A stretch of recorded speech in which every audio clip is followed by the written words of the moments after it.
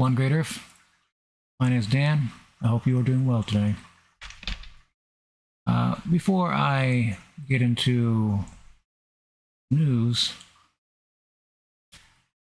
I have a Patreon now, One Great Earth, creating climate-related videos on YouTube. This is after YouTube declined monetization and suspended my AdSense account due to ads material they did not deem worthy of being an ads.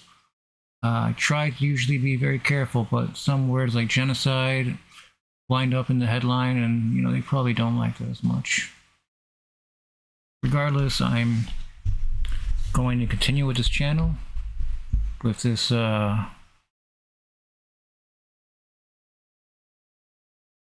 Patreon, and I also occasionally update on Facebook, but not. Patreon is probably going to be more where I update more often than Facebook, because Facebook, I don't see anything on Facebook. I don't see anything from it. And there is a free tier. Please, at the very least, I beg for you to click the free tier, join. That way I can start growing a community. That way I can start getting numbers about how many people there are that are interested in this kind of material. And I can also change how I report. People can have vote to what I cover next. That's usually something people do. But as for like exclusive Patreon streams, stuff like that, I don't see that happening anytime soon. And if I did, I wouldn't know what to really do, because I would want as many people as possible to see the material. I wouldn't want it to just be paywalled to just a few.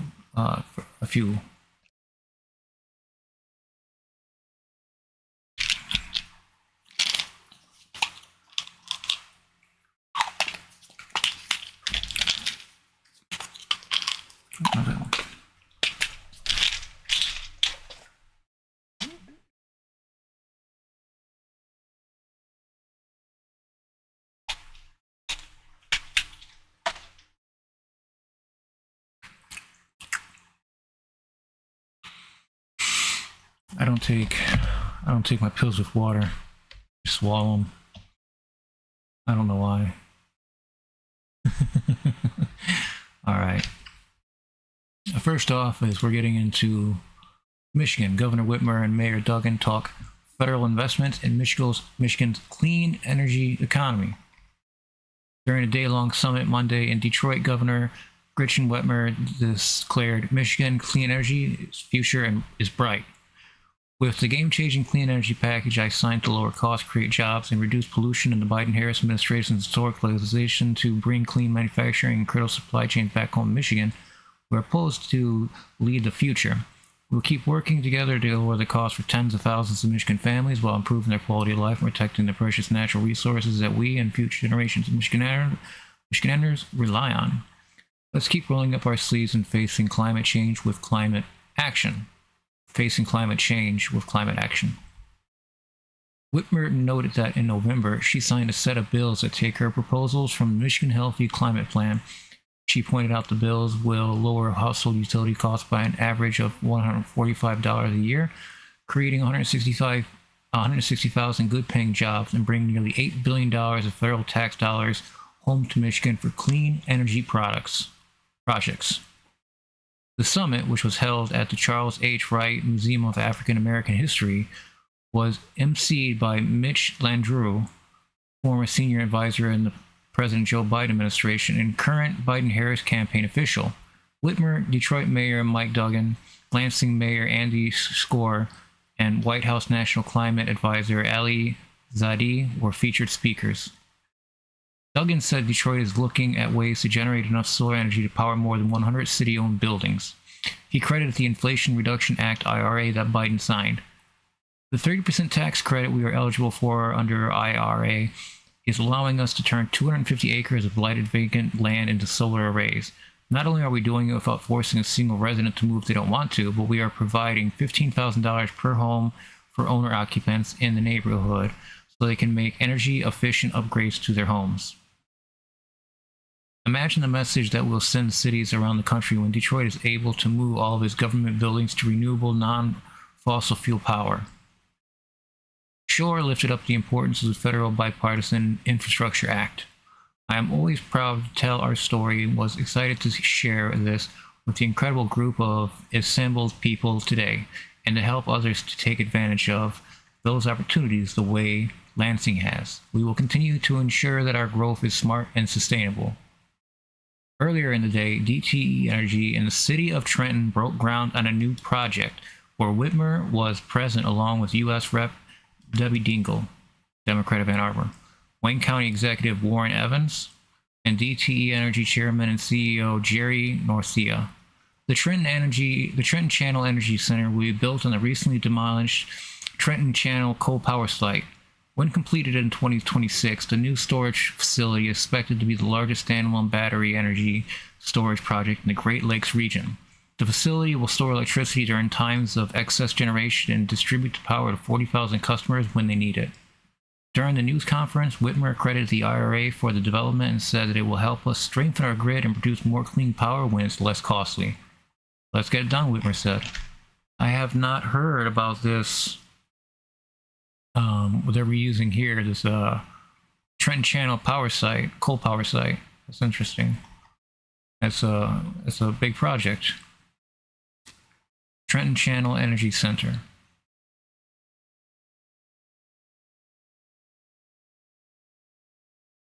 All right, that's for Michigan.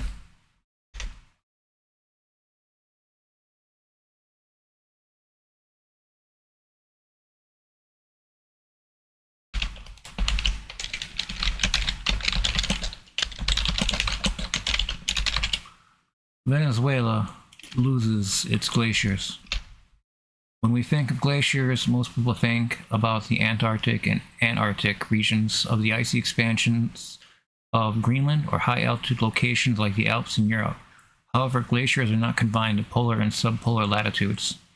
Tropical glaciers found within 30 degrees north and 30 degrees south of the equator present a fascinating paradox of ice and tropical climate. Tropical glaciers are found at high altitudes in regions such as the Andes in South America, the Ranzori Mountains in Africa, and the peaks of Pupau in Indonesia. The geography of tropical glaciers. Tropical glaciers exist at high altitudes where temperatures are cold enough to sustain ice year-round. In the Andes, the most prominent tropical glaciers are found in countries like Peru, Ecuador, and Bolivia. The highest of these is the Hualcaya ice cap in Peru, which is one of the largest tropical ice caps in the world. In Africa, glaciers are found on Mount Kilimanjaro in Tanzania, Mount Kenya in Kenya, and the Rwenzori Mountains, which straddle the border between Uganda and the Democratic Republic of Congo. In Indonesia, the Puncak Jaya, also known in the Papua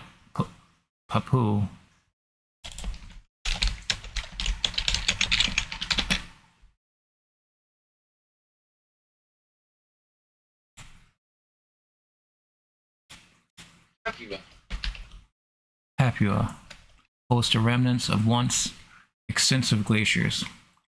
How glaciers form in tropical climates. Tropical glaciers form in regions where snow accumulates faster than it melts. These glaciers are typically found above 5,000 meters or 16,400 feet in altitude, where temperatures remain cold enough to preserve ice year-round. Despite being in tropical latitudes, these high altitudes provide a microclimate conducive to glacier formation. Tropical glaciers are characterized by the sensitivity to climate variations. Unlike their polar counterparts, which experience a more stable, cold climate, tropical glaciers are subject to significant seasonal and diurnal temperature fluctuations. This makes them particularly vulnerable to the effects of climate change. Venezuela becomes the first tropical country to lose its glaciers. Venezuela's highest mountains, located at the northern end of the Andes, are much colder than the surrounding tropical areas. Historically, this area was home to some of Venezuela's glaciers. Venezuela had several glaciers in the Sierra Nevada de Marde, the highest part of the Andes Mountain in this country, covering approximately 4 square miles around 1910. These glaciers were part of the tropical Andean glaciers. However, due to rising temperatures and changes in precipitation patterns, these glaciers have been shrinking steadily. Venezuela's last glaciers. Humboldt. The summit of Pico Humboldt, at 4,940 meters or 16,207 feet, was home to the last remaining glacier in Venezuela. Known as the Humboldt Glacier, the last remaining glacier in Venezuela has retreated significantly over the last few decades. The shrinking Humboldt Glacier in Venezuela. The rapid retreat of Venezuela's glaciers is largely attributed to rising temperatures and changes in precipitation patterns. Studies indicate that the average temperature in the Venezuela Andes has increased significantly over the past century, leading to accelerated melting of the glaciers. Additionally, altered precipitation patterns with more rain and less snow have further contributions to the glacier's decline. Until recently, Humboldt Glacier remained Venezuela's last glacier since 2009 due to its high altitude and favorable topography. Located at the base of the Pico Humboldt, scientists believe that the glacier's position on a gentler slope allowed snow to accumulate and compact into ice, helping it survive longer than other glaciers in the region. In 1910, the Humboldt Glacier measured 3 kilometers across. By 1988, this glacier had shrunk to a span of just 0.6 square kilometers. In 2015, Humboldt further shrank to just 0.1 square kilometers, a tenth of a square kilometer, 25 acres. This image shows the dramatic changes from 1988 to 2015 of the Humboldt Glacier. In 2020, researchers published the results of the study that uses topographic data, aerial photos, satellite images, historical maps, panoramic photos, and field observations to produce 1 to 5,000 ratio scale maps of glacier cover from 1952 to 2019. The results of that study found that glacier area in Venezuela had decreased by 98% between 1952 and 2019, shrinking from 2.317 square kilometers to 0.046 square kilometers. There is a coverage that a glacier has to meet to be able to be still declared a glacier, and it sounds like it's too small now. And by 2024, Humboldt Glacier has shrunk to an area of just 2 hectares, making it a little more than an ice field by the definition of many glaciologists. As of 2024, Venezuela no longer has glaciers. The last glaciers on Pico Humboldt is so small it longer fits the definition of a glacier held by scientists, highlighting the impacts. It no longer fits they made a typo there. The last glacier on Pico Humboldt is so small it no longer fits the definition of a glacier held by scientists, highlighting the impacts of global climate change.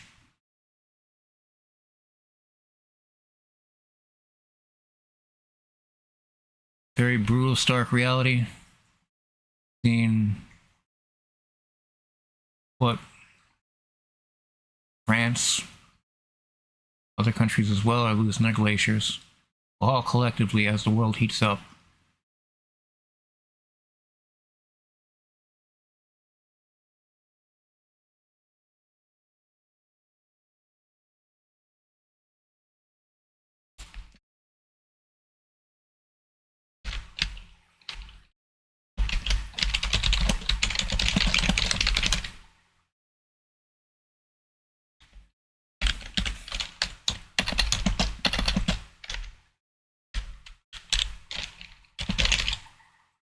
Swiss summit, Ukraine, and Nato. Vast majority of nations at Swiss summit back Ukraine peace plan. Bergenstock, Switzerland. A total of more than 80 countries and institutions from around the world on Sunday adopted a communique. I'm not saying that right. communicate. It's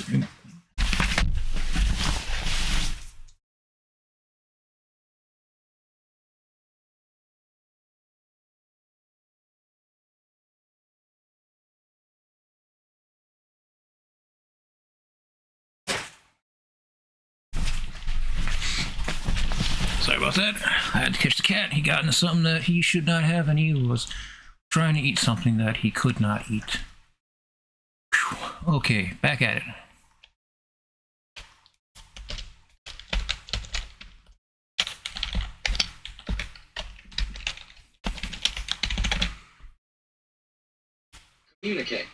Communique. A communique adopted by Western countries as well as developing countries from Asia to Africa said the UN Charter, including the principles of respect for the territorial integrity and sovereignty of all states, can and will serve as a basis in achieving comprehensive, just, and lasting peace in Ukraine. The summit at the Bergenstock Resort overlooking Lake Lucerne was attended by a total of 100 countries and organizations, but Russia and its key backer China did not join, making a breakthrough difficult. Also, Brazil, India, Saudi Arabia, South Africa, and several other countries that participated in the gathering did not sign the declaration, which also touched on nuclear safety, food security, and the release of prisoners and deportees. But Ukrainian President Volodymyr Zelensky, who made a diplomatic push to attract as many delegations as possible, said the event was a big success for Ukraine and for all partners. Zelensky said at a joint press conference with some leaders, including those of Canada, Ghana, Switzerland, that the signatory countries agreed to start working on various ideas and proposals to help restore security in Ukraine. We are at war, and we don't have time for prolonged work. Moving to peace means acting fast, he said, adding that a second summit on the issue will be organized once necessary action plans for peace are ready. According to the Swiss government, which invited representatives from more than 160 countries and organizations, 57 countries sent their top leaders to the first conference of its kind since Russia's invasion of Ukraine began in February 2022. Their discussions centered on 3 points from Ukraine's 10-point peace formula presented by Zelensky to world leaders at the Group of 20 summit in Indonesia in November 2022. Nuclear safety, food security, and the release of prisoners of war and deportees, including children taken by Russia. The communique said any threat or use of nuclear arms in the war is inadmissible, and that all nuclear facilities in Ukraine, including the Zaporizhzhia nuclear power plant, must be operated safely under full sovereign control of the country, in line with the principles of the International Atomic Energy Agency and its supervision. On food security, the final document said it must not be weaponized under any circumstances, and Ukrainian farm products should be freely exported to other countries. It also said they agreed that all deported Ukrainian children and other civilians who were unlawfully detained must be returned to Ukraine. The Swiss government has also said that this is just the first in a series of meetings towards peace in Ukraine. The communique acknowledged that the process was ultimately need Russia's participation, saying that reaching peace requires the involvement of and dialogue between all parties. But the prospects for an end to the war in the foreseeable future remain bleak. On Friday, just before the summit, Russian President Vladimir Putin said he would enter negotiations with Ukraine if it abandoned plans to join Nato and start the withdrawal of troops from 4 eastern regions partially occupied by Russia. Underscoring the wide gap between the sides, Zelensky said during a solo press conference on Sunday that if Russia were to pull out of Ukraine's territories, the two countries could start negotiations tomorrow.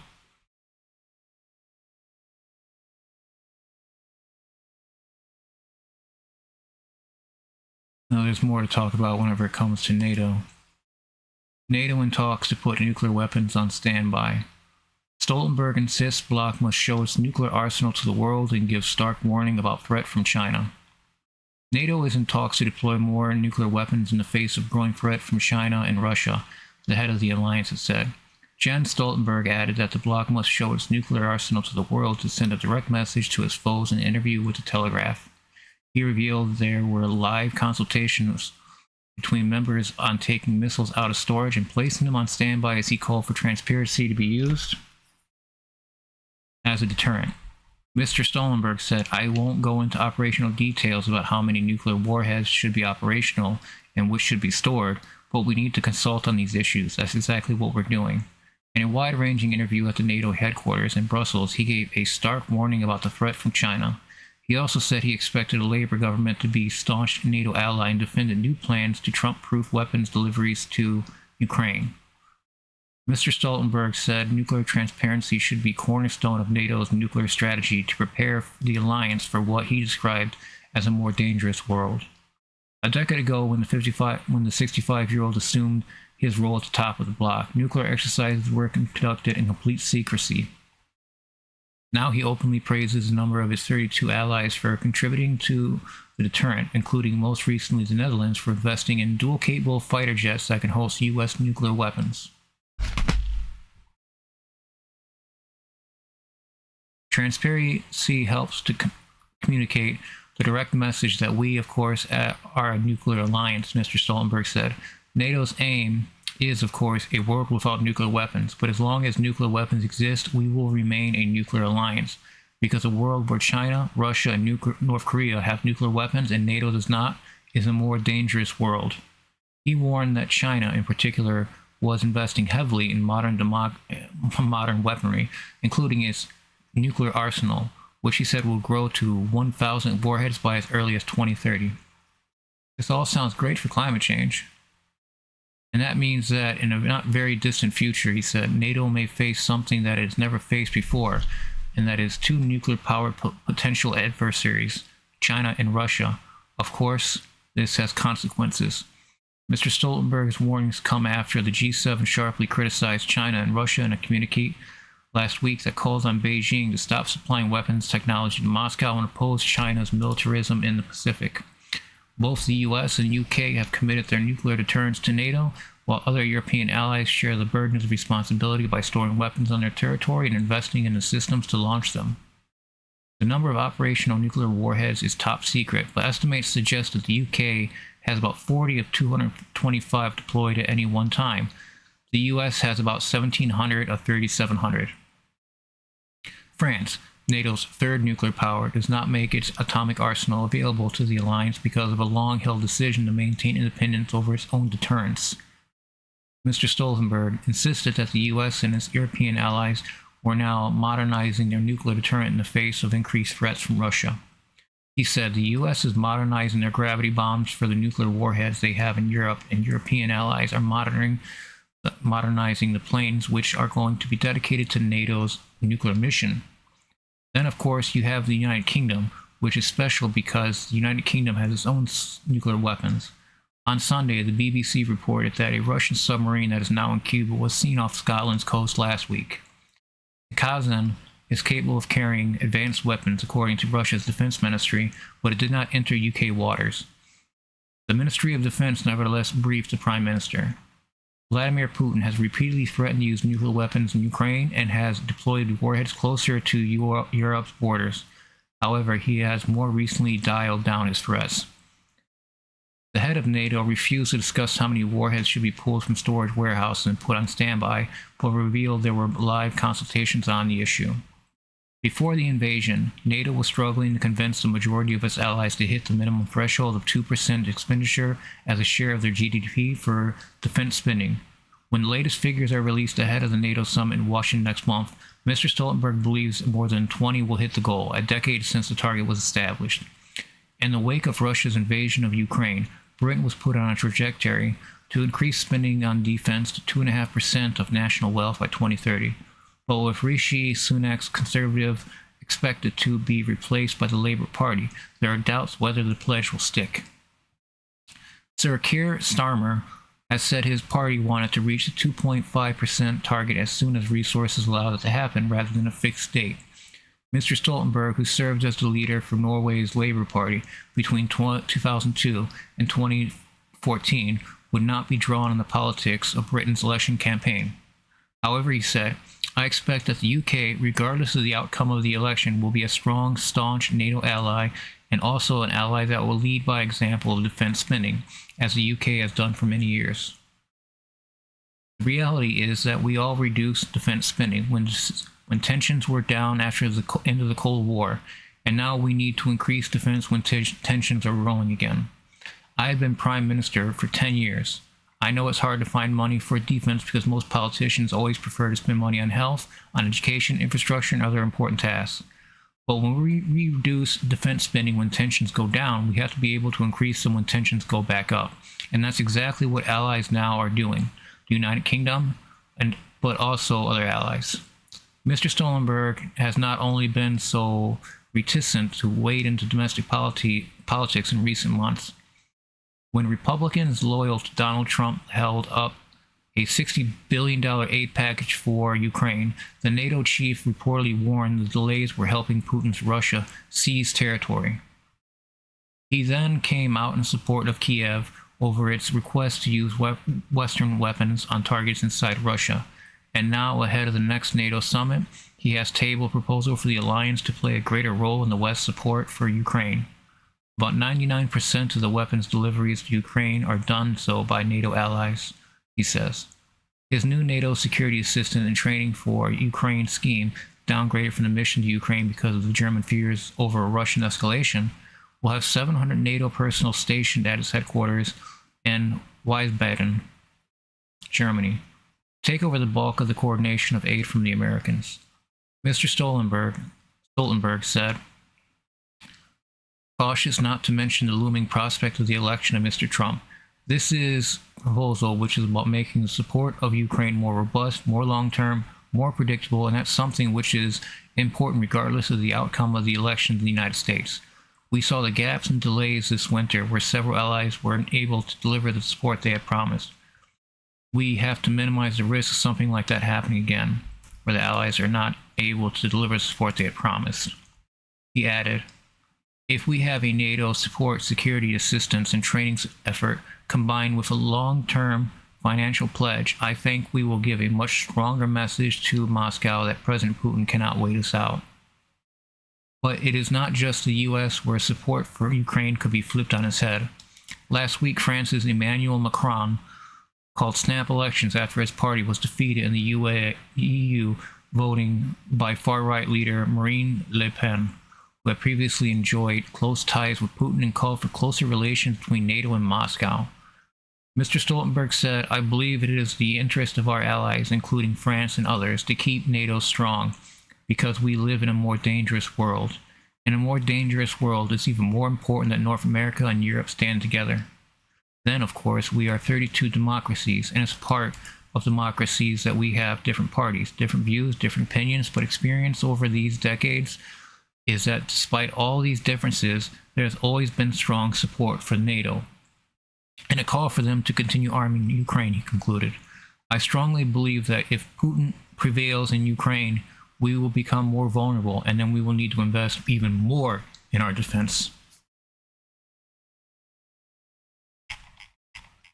This is from the Telegraph, Joe Barnes, Brussels correspondent, June 16th.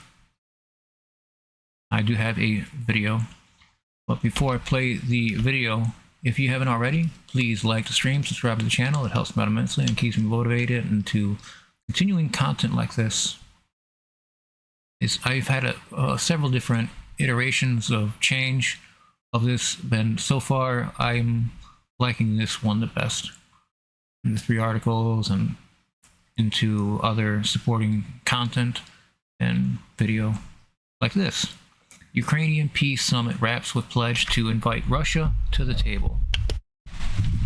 Let's watch. Thank you very much.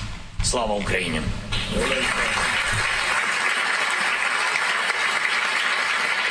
An international summit attended by some 100 states and organizations has ended in Switzerland. You can continue to count on us. Countries agreed to the principles of a peace agreement between Ukraine and Russia For as long as it takes. In the final communique, the summit participants point out that nuclear power plants must operate under Ukrainian control. They insist on the need to ensure free shipping and access to ports in the Black and Azov seas. The delegates also call for a full exchange of prisoners of war, as well as the return of Ukrainian children home. And in order to achieve real progress, they intend to involve all parties in the process. That means inviting Russia to the negotiating table. Still some space, so you are here to enjoy the view, I guess, right? Okay. Шановні колеги, зараз 10:50. Well, that's the idea, that the next summit should be the end of the war, and should mean the end of the war. And of course, we need the other side to be at the table. I cannot tell you when the war will end. It's not in my hands. But I know that we are making some major steps towards restoring just and lasting peace. These are two key words, just and lasting. Not peace at any expense. Запрещая Киеву вести Ahead of the summit, Russian President Vladimir Putin said there would be no peace. переговоры, все время лицемерно призывает нас к каким-то переговорам. Unless Ukraine made major territorial concessions and stayed outside NATO. По-идиотски. In closing remarks, U.S. National Security Advisor Jake Sullivan said Putin's comments defied morality. Jake Sullivan, huh? What is most... What? Jake Sullivan? He looks rough. interesting Look. in watching these. Wow, yeah, he looks rough. If anybody that's probably part of Biden's team, he's probably been sleeping the least. Wow.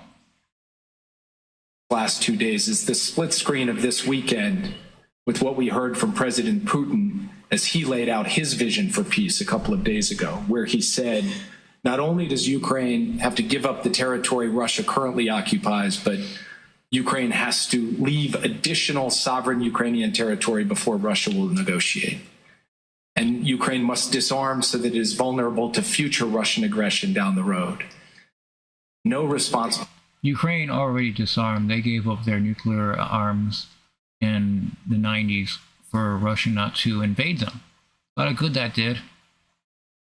Nation can say that is a reasonable basis for peace.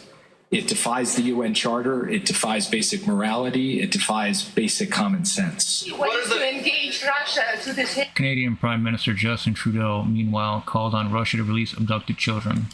table in long-term perspective, given the fact that Moscow is imposing new demands? Well, one of the things that we talked about in the session that I just chaired is the importance of getting Russia to engage on the fact that they have abducted and kidnapped close to 20,000 Ukrainian children.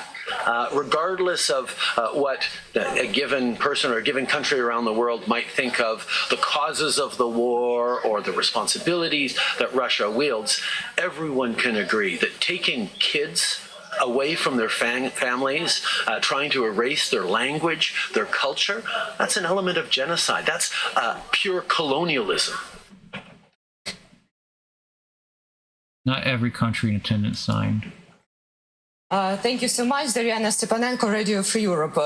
Mr. President, you called the number of participants of the summit a diplomatic success. So my question is, can the same be said regarding the number of signatories to the final communique? Є різні країни з різними думками. There are various countries with various opinions. We need to respect the opinion of each of them. І ми повинні поважати думку кожного і кожної, якщо As вони long as they're not the occupiers, this is what I believe. не є окупантами, мені так здається. Щодо цифр, вони The numbers are clear. A few more than 90 countries were expected to join. зрозумілі. 90 з чимось країн мали приєднатися, біля 90, More than 90, 93 or 94 joined immediately. 84 чи 83 приєднали одразу.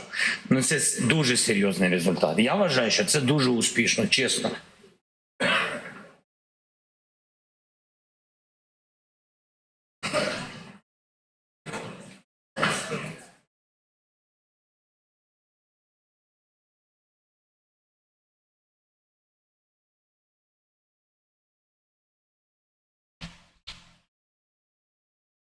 Big news coming out.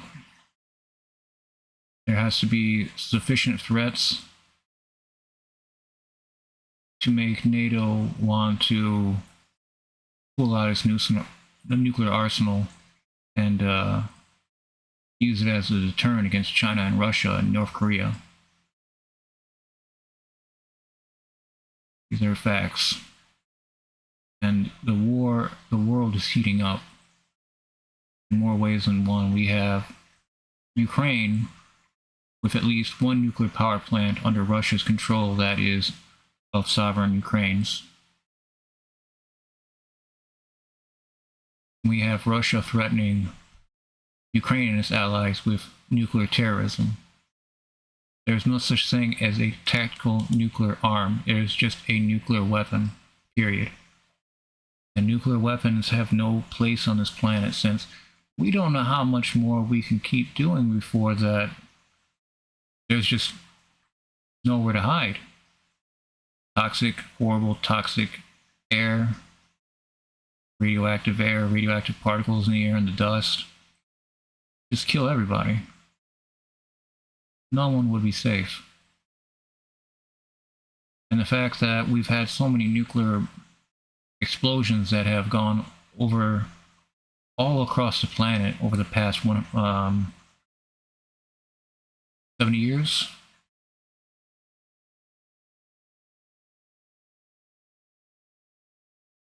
'80.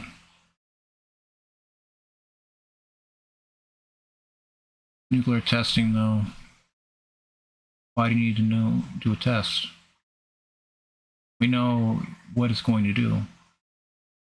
Instead, we destroyed many islands in the process and ruined a lot of natives' lives.